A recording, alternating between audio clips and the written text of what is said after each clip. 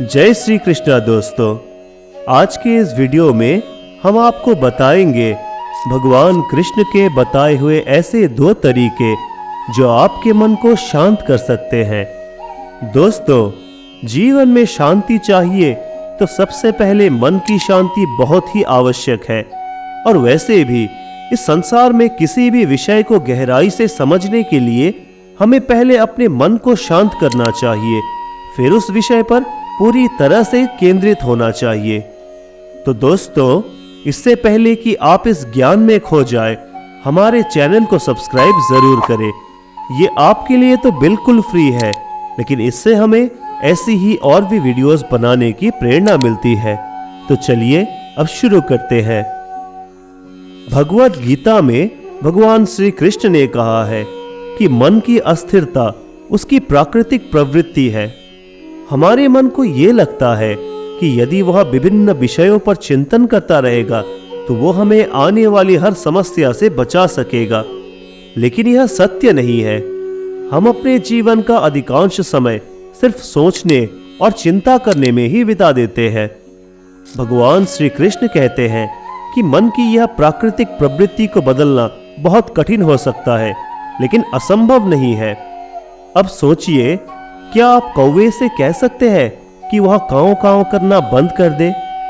या फिर क्या आप मेंढक से कह सकते हैं कि वह पानी को देखकर छलांग न मारे? हमारे मन की प्रवृत्ति भी इसी तरह होती है। जीवन में जो कुछ भी होता है, चाहे वह सुखद हो या दुखद, हमारा मन उस पर तुरंत प्रतिक्रिया करने लगता है। जैसे कौवे की प्रवृत्ति काँव काँव करने की है, वैसे ही हमारा मन भी अधिकतर परिस्थिति में जल्द ही चिंतित और व्याकुल हो जाता है। कभी कभी तो ऐसा होता है कि कोई भी बुरी बात नहीं होती और फिर भी मन उदासी की ऊंची ऊंची लहरों में बह जाता है। कभी कभी तो ऐसा भी लगता है कि हम में से कई लोग बस चिंता करने के लिए ही जीते हैं। अधिकांश समस्याएं, दुख और संदेह हमारे मन की कल्पनाएं हैं, और ये सब हमारे कल्पनाओं की कहानियां होती है। भगवान श्री कृष्ण हमें 2 तरीके सिखाते हैं जिनसे हम अपने मन को शांत और स्थिर रख सकते हैं। पहला तरीका है ध्यान या मेडिटेशन, और दूसरा है वैराग्य या निर्लिप्तता। ध्यान या मेडिटेशन का मतलब सिर्फ आंखें बंद करके बैठना ही नहीं होता। ध्यान का अर्थ है कि आप अपना पूरा ध्यान किसी एक चीज पर केंद्रित करें और फिर उसे भटकने न दे। यदि आप रोटी बना रहे हैं तो केवल उस पर ध्यान दें। यदि आप फिल्म देख रहे हैं तो आपका पूरा ध्यान फिल्म देखने पर ही लगाएं। इससे यह न सोचें कि फिल्म देखने से आपका समय बर्बाद हो रहा है। जब आप जीवन के हर काम को पूरे ध्यान से करते हैं तो आपका जीवन स्वयं ही एक मेडिटेशन बन जाता है। ऐसे जीवन में शांति, स्थिरता, साहस और सफलता स्वतः ही आ जाती है। बहुत समय पहले की बात है, किसी एक देश के राजा को खबर मिली कि उनके राज्य में महर्षि गौतम नामक एक अत्यंत बुद्धिमान दार्शनिक निवास करते हैं। मंत्रियों ने भी उनकी प्रशंसा करते हुए बताया कि महर्षि गौतम के प्रत्येक वचन में जीवन की सत्यता समाहित होती है और उनके समान ज्ञानी व्यक्ति कहीं और नहीं मिलेगा। इसे सुनकर राजा ने निश्चय किया कि वह स्वयं महर्षि गौतम से मिलने जाएंगे।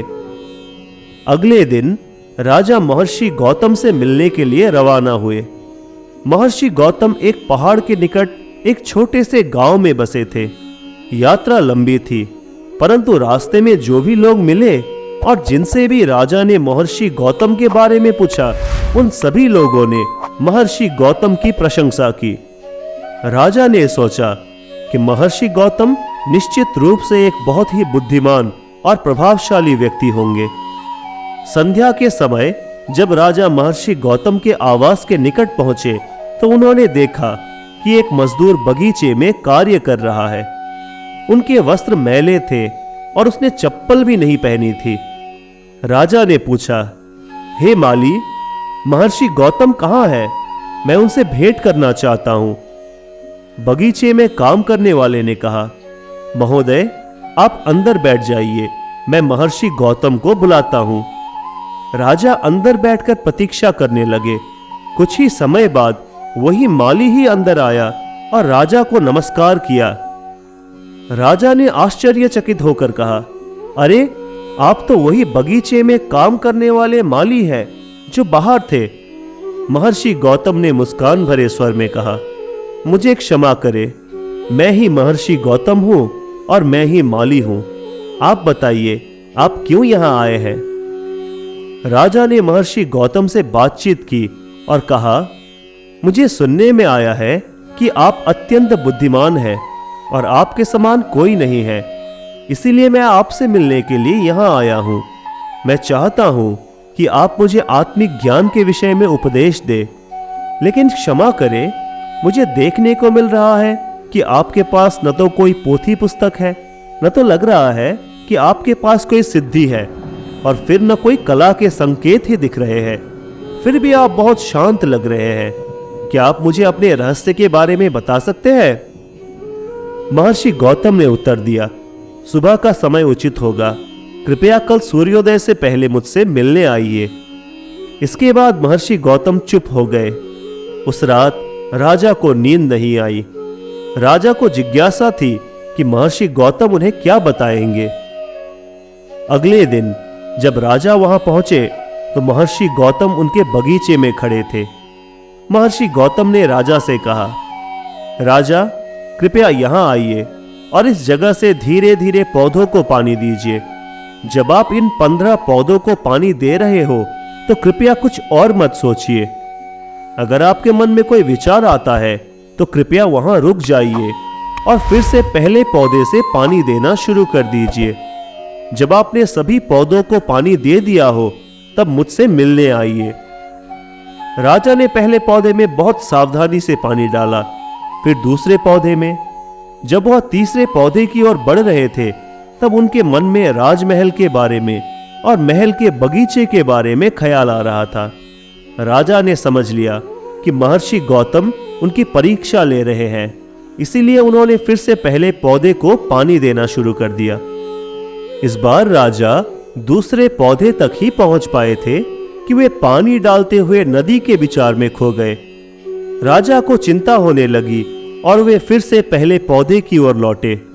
जितनी अधिक कोशिश करते उतनी ही अधिक उन्हें विचारों में उलझन महसूस होती।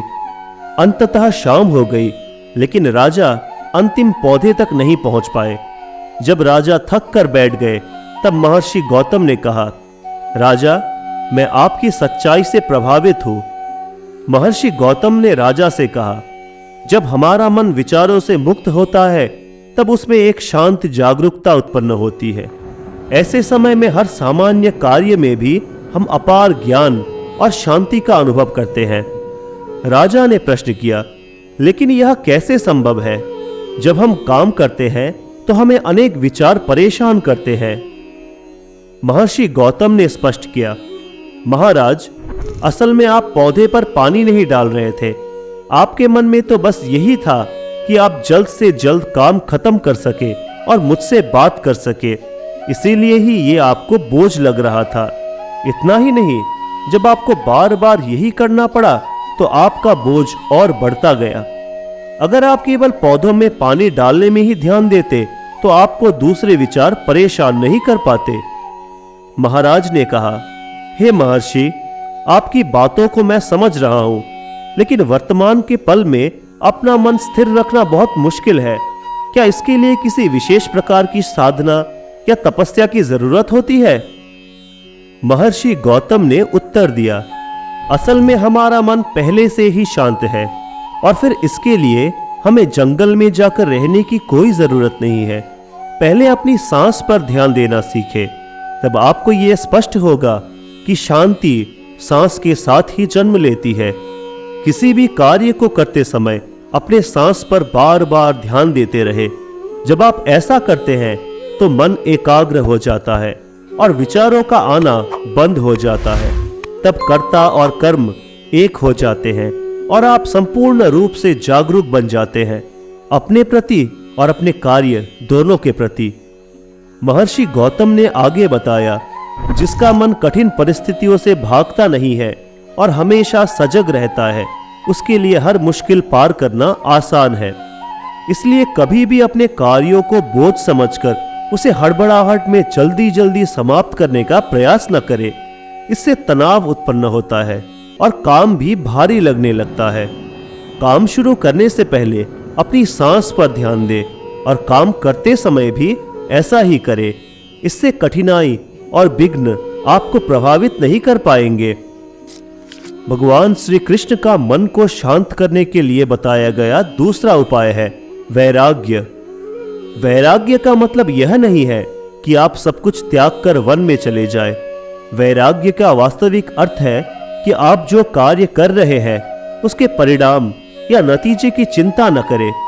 अर्जुन को भी भगवान कृष्ण ने गीता में यही उपदेश दिया है कि कर्म करो लेकिन फल की चिंता मत करो। तुम्हारा कर्म करने पर अधिकार है, फल पे नहीं। लेकिन अधिकतर हमारे जीवन में होता यह है कि हम कर्म करने से पहले ही फल की चिंता करने लगते हैं। फिर जब हमारे आशा अनुरूप फल नहीं होता तब हम विचलित हो जाते हैं। उदाहरण के लिए, यदि आप किसी नौकरी की परीक्षा की तैयारी कर रहे हैं तो अपनी तैयारी, पढ़ाई इन सब पर अधिक ध्यान दें। नतीजों के बारे में अधिक न सोचें, क्योंकि जॉब मिलना या न मिलना आपके हाथ में नहीं है। इस परिणाम के पीछे कई विषय होते हैं जो आपके नियंत्रण में नहीं होते। तो जिस चीज पर आपका नियंत्रण नहीं है उसकी चिंता न करें। यही वैराग्य का सत्यार्थ अर्थ होता है। और यही है भगवान श्री कृष्ण का दूसरा उपाय, मन को चिंता की ज्वालाओं से बचाने का। भगवान कृष्ण ने गीता में अर्जुन से कहा है, हे अर्जुन, वैराग्य इतना आसान नहीं है। इसके लिए इसका सचेत होकर अभ्यास करना पड़ता है। आज के समय में तो हमें इसका अभ्यास और भी अधिक करना पड़ता है, क्योंकि आज के समय में मन को भटकाने की चीजें बहुत ज्यादा है। हर दिन के छोटे छोटे काम में वैराग्य का अभ्यास करें। बस मन में ये ठान ले कि आप जब भी कोई काम करें तो उसके फल के बारे में न सोचें। अगर आपका मन इस बात को अच्छी तरह से समझ लेता है तो आपका वैराग्य का अभ्यास सहज हो जाएगा। बस ध्यान दीजिए, आप एक पूर्णतः व्यक्ति है, बुद्धिमत्ता, संयम और कौशल से संपन्न है। जब भी आपका मन कौवे की भांति विभिन्न विषयों पर उड़ने लगे और आपको परेशान करने लगे तो अपने मन को प्रेम पूर्वक समझाएं और उसे शांत करें। अपने आप पर विश्वास रखें कि हाँ, आप ये कर सकते हैं। तो दोस्तों, आज के लिए बस इतना ही। अगर आपको ये वीडियो अच्छा लगे तो कमेंट सेक्शन में जय श्री कृष्ण अवश्य लिखें या फिर आपके विचार व्यक्त करें और हमारे इस चैनल को सब्सक्राइब जरूर करें। तो मिलते हैं अगली वीडियो में। जय श्री कृष्ण।